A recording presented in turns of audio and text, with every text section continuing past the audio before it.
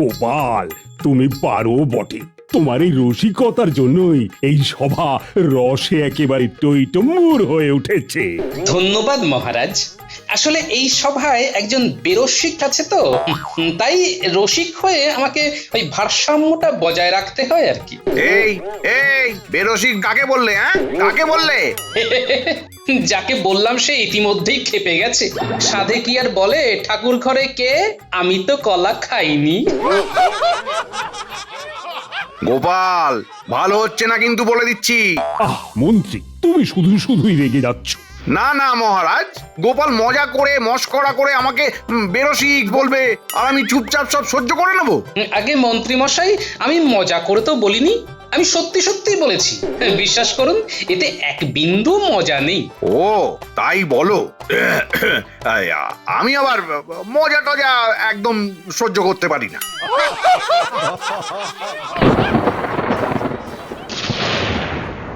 এই রে, মেঘ ডেকে উঠলো মনে হচ্ছে। হ্যাঁ মহারাজ, গুড়গুড় গুড়গুড় আওয়াজে মেঘ ডাকলো শেষে, অপেক্ষার দিন শেষ। বর্ষা এলো দেশে। হ্যাঁ, তাই তো দেখছি। যাও যাও যাও, সবাই বাড়ি যাও। বৃষ্টি এই নামলো বলে আজকের মতো সভা এখানেই শেষ। বেশ বেশ, তবে যেন না কাটে কবিতার রেশ। সভাকবি তাড়াতাড়ি চলুন, না হলে বৃষ্টিতে ভিজবে মোদের রেশ।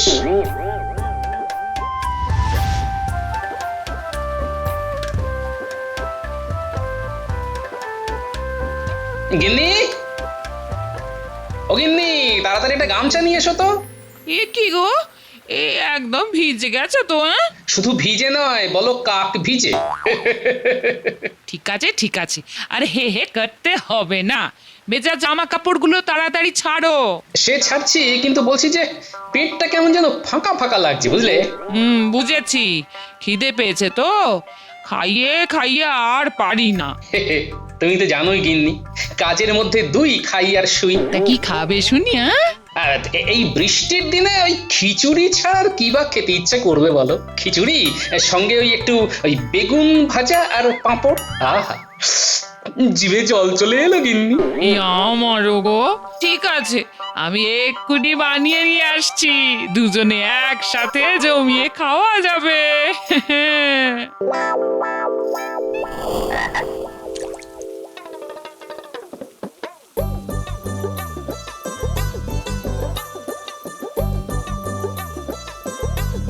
একটানা ঝমঝমিয়ে বৃষ্টি হয়েই যাচ্ছে। এই বৃষ্টি অনাসৃষ্টি করেই ছাড়বে বলে মনে হচ্ছে। এত বৃষ্টি হলে যে সবার কাজকর্ম বন্ধ হয়ে যাবে, এরকম একটানা বৃষ্টি জীবনে দেখিনি বাবা।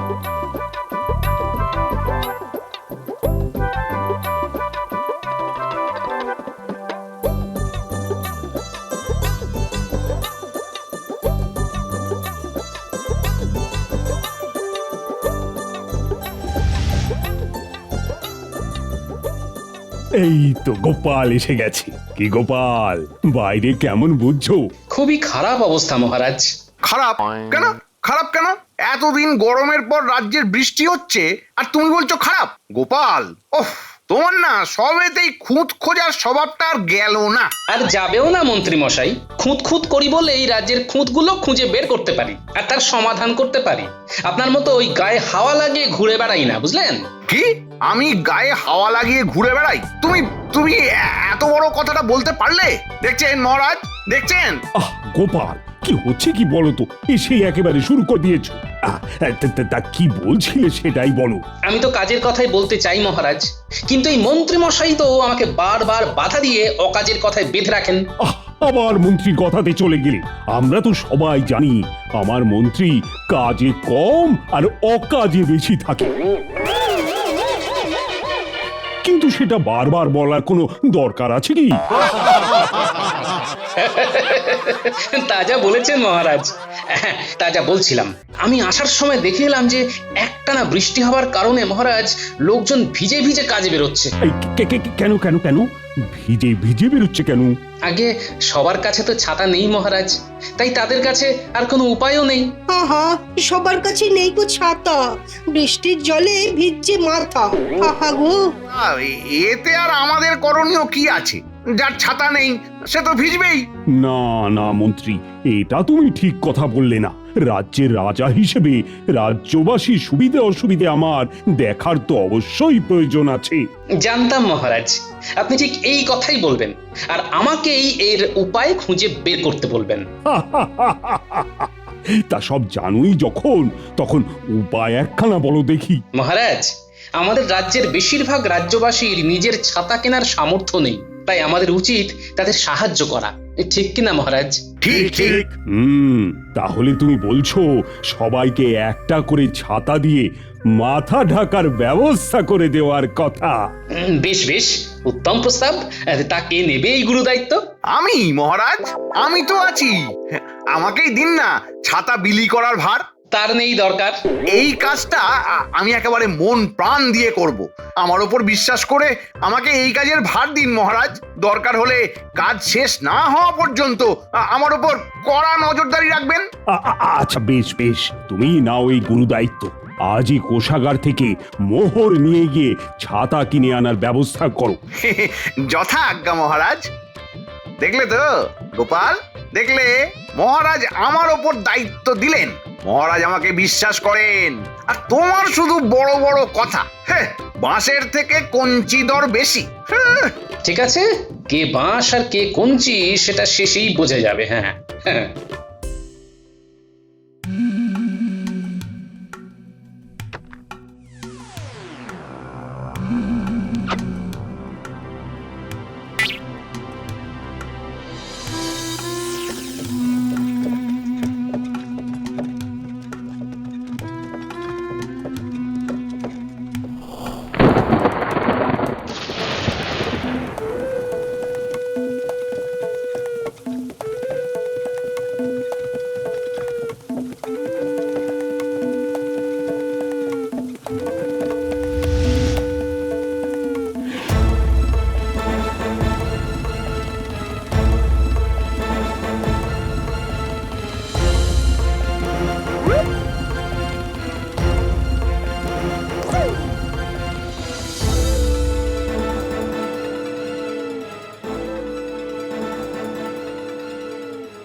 কি এ তো দেখছি সব ঠিকঠাক। মন্ত্রী মশাই হিসাবে কোনো গরমিল করলেন না? এটা কি করে সম্ভব? তাহলে কি মন্ত্রী মশাই সত্যি সত্যি সৎভাবে এই কাজ সম্পন্ন করবেন? দেখাই যাক।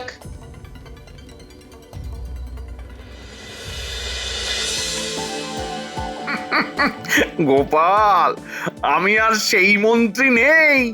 আমি এখন অনেক চালাক। এইভাবে তুমি আমার কারচুপি ধরতে পারবে না।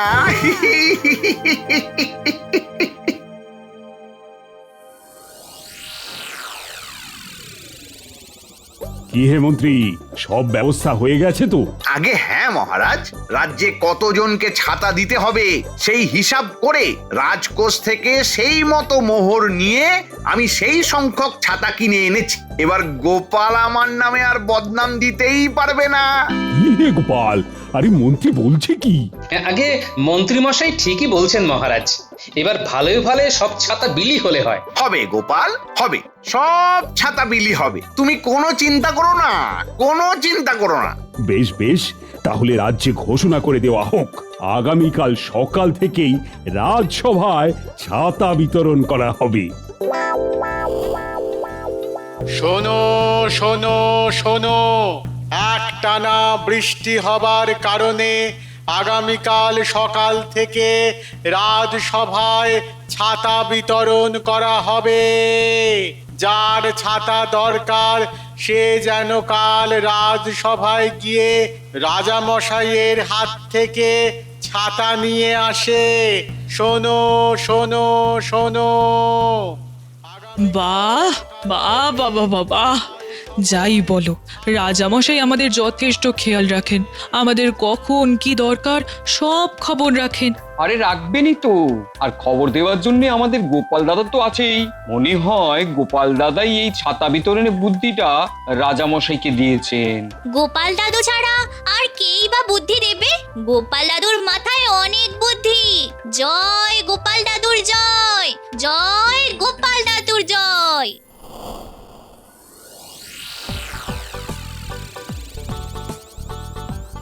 বাহ মন্ত্রী বাহ, সব কাজ গুছিয়ে করেছো দেখে না আমার খুব আনন্দ হচ্ছে।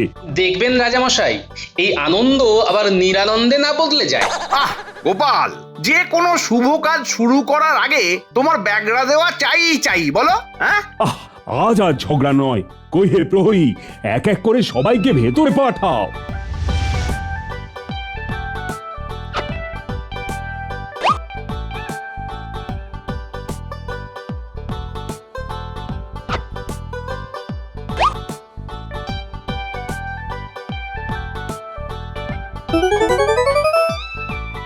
আচ্ছা, বাইরে আর কেউ আছে নাকি? আগে না মহারাজ, বাইরে আর কেউ নেই।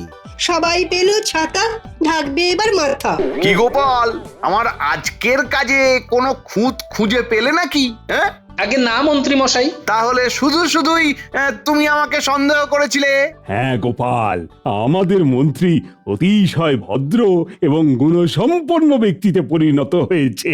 তাই তো দেখছি মহারাজ, মন্ত্রী মশাইয়ের খারাপ থেকে ভালোর দিকে হঠাৎ এমন বদল দেখে সত্যি খুব আনন্দ হচ্ছে মহারাজ। এই আনন্দ মুখে নিয়েই আজ বাড়ি ফিরো গোপাল। এই নাও আমি তোমার জন্য একটা ছাতা এনেছি। বাহ বাহ বাহ, তাই নাকি? শুধু তোমার জন্যই নয়, এই সভার সকলের জন্য একটা করে ছাতা রাখা আছে। আপনারা সবাই দয়া করে নিজেদের ছাতা গ্রহণ করুন।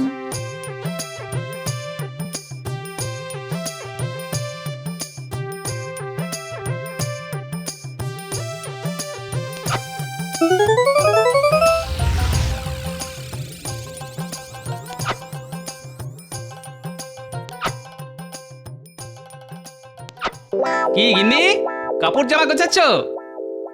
ও মা, নতুন ছাতা? হ্যাঁ, মন্ত্রী মশাই রাজসভার সকলকে না একটা করে নতুন ছাতা দিয়েছেন। বাবা বাবা বাবা বাবা, মন্ত্রী মশাই তাহলে খুব ভালো হয়ে গেছেন বলো। একটু বেশি ভালো হয়েছেন, আর সেখানেই তো গন্ডগোল। এ কি বলছো তুমি? আজকের এই ছাতা বিতরণী অনুষ্ঠানের দায়িত্বে মন্ত্রী মশাই তো ছিলেন, কই আজ তো কোনো গন্ডগোল হলো না? সেখানেই তো আসল গন্ডগোল গিন্নি। যে লোকটার মাথায় সব সময় কুবুদ্ধি মাছের চারার মতো ঘুরঘুর করে, সে আজ হঠাৎ করে এত ভালো হলো কিভাবে? ধুর ধুর, আমি কিছু বুঝি না বাপু। খারাপ হলেও গন্ডগোল, ভালো হলেও গন্ডগোল। ধুর ধুর। আমার মন বলছে গিন্নি, ওই মন্ত্রী কিছু তো একটা ষড়যন্ত্র করছেই, কিন্তু কি করছে সেটাই তো বুঝতে পারছি না গিন্নি।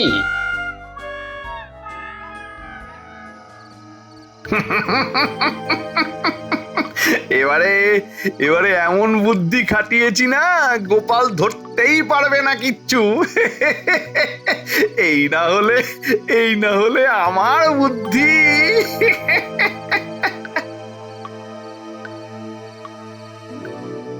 দরজা খোলো। আরে মন্ত্রী মশাই, এত রাতে? ভেতরে আসুন, ভেতরে আসুন। না, আমি একটা গুরুত্বপূর্ণ কাজে এসেছি। তোমাদের বাড়িতে আজ কটা ছাতা এসেছে যেন? ওই তো মোট 3টে, আমার একটা, আমার গিন্নির একটা, আর আমার মেয়ের পুটির একটা। বেশ, এবার দাও 30টা রূপোর মোহর দাও। হ্যাঁ, 30টা রূপোর মোহর? কিন্তু কেন মন্ত্রী মশাই? মহারাজের ফরমান, এই দেখো।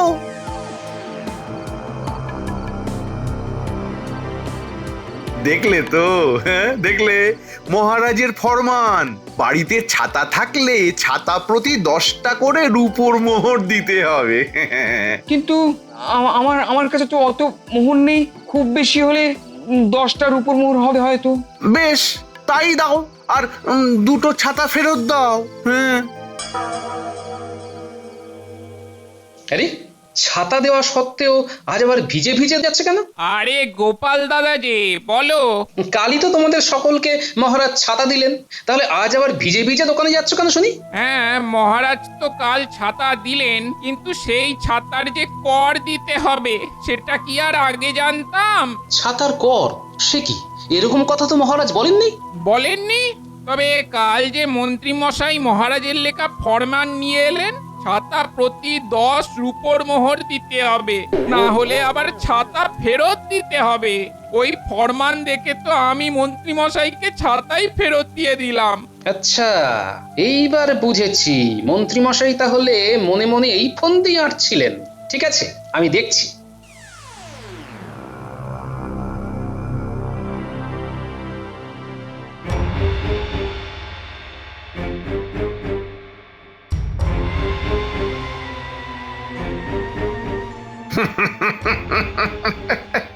ও কত মোহর,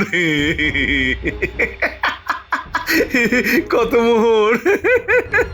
কেমন কেমন বুদ্ধি করে মহারাজের জাল ফরমান বানিয়ে সবার থেকে কর তুললাম।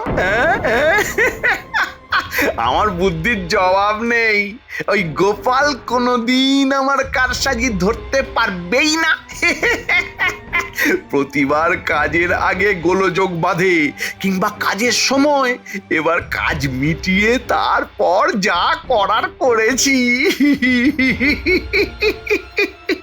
আমি জানতাম কুকুরের লেজ তো অত সহজে সোজা হওয়া সম্ভব নয়।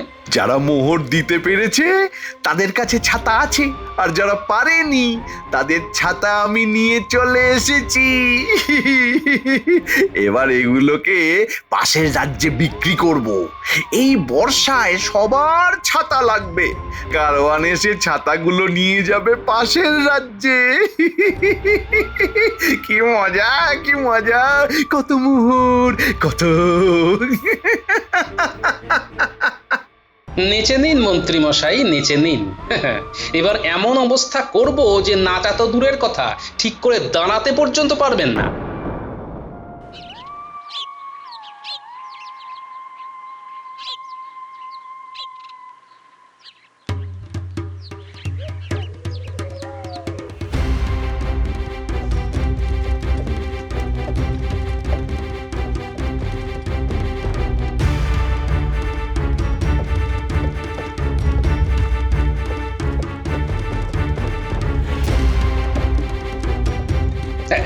এই যে দাঁড়া দাঁড়া দাঁড়ো। আগে গোপাল দাদা, তুমি কোথা থেকে আসছো? আগে পাশের রাজ্য থেকে। মন্ত্রী মশাই আসতে কয়েছিলেন এই ছাতাগুলো নিয়ে গিয়ে আমাদের রাজ্যে বিক্রি করতে হবে। কিন্তু এই ছাতা তোমার রাজ্যে নিয়ে গেলে তো তুমি ফেঁসে যাবে ভাই। এই ছাতা তো রাজবাড়ি থেকে চুরি হওয়া ছাতা। মন্ত্রী মশাই তোমাকে ফাঁসাতে চাইছেন। বলো কি গোপাল দাদা, এই এখন আমি কি করব? তোমাকে এখন আমি বাঁচাতে পারি। আমার কথা মন দিয়ে শোনো। ঠিক আছে গোপাল দাদা, এই তোমার কথা মতোই আমি কাজ করব। বেশ বেশ, তাহলে মন্ত্রী মশাই কাল রাজসভায় আপনার সাথে দেখা হচ্ছে। এবার বুঝবেন কত বৃষ্টিতে কত ছাতা।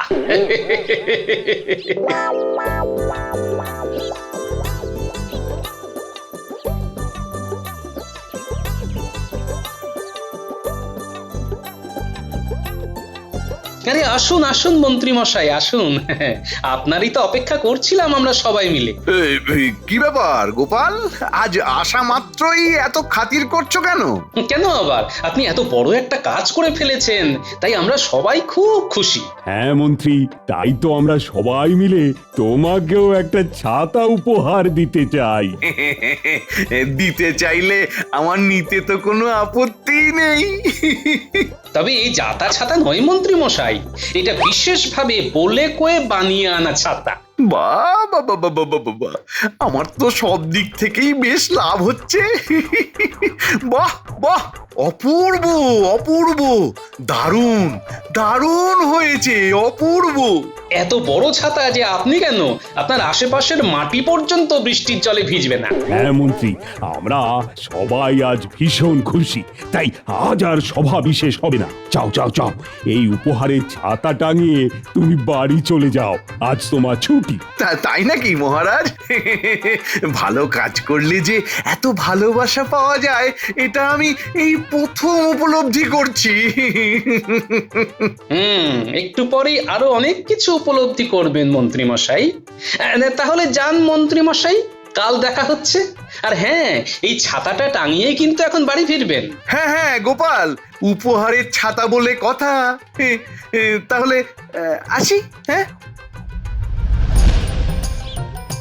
বাবা বাবা বাবা বাবা, আজকাল বেশ ভালোই কাটছে।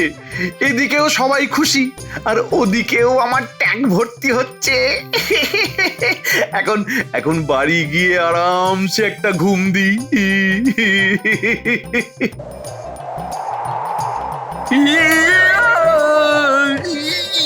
আরে কি কি, বাঁচাও বাঁচাও বাঁচাও! কি মন্ত্রী মশাই, কেমন লাগছে? হ্যাঁ, গোপাল গোপাল, তার মানে এটা তোমার কারসাজি?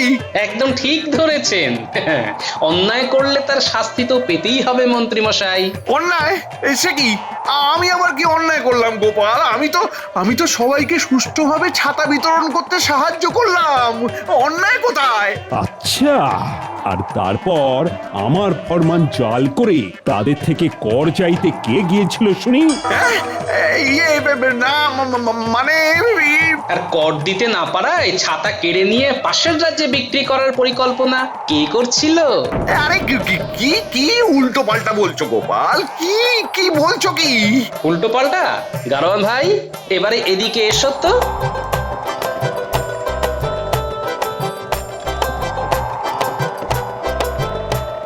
কি এবার চিনতে পারছেন মন্ত্রী মশাই? এই রে, এবারেও ধরা পড়ে গেলাম যে। গোপাল, আমি আমার ভুল স্বীকার করছি গোপাল। লোভের বশে ভুল করেছি, আর হবে না। আর হবে না তো? তুমি সেই কবে থেকেই বলে আসছো মন্ত্রী। না না না মহারাজ, আমি সত্যি বলছি, আর হবে না। আমাকে আমাকে দয়া করে এখান থেকে নামান মহারাজ, না হলে আমি কোথাও একটা উড়ে চলে যাব। না না না না, তুমি ওখানেই থাকো, এটাই তোমার শাস্তি। আর আর গোপাল, তুমি আরো একবার আমার সম্মান বাঁচালে, তাই আমি তোমাকে এই 100 সোনার মোহর উপহার দিলাম। ধন্যবাদ মহারাজ। মন্ত্রী মশাই তাহলে থাকুন ঝুলে, আমি বাড়ি যাই। আর করবো না,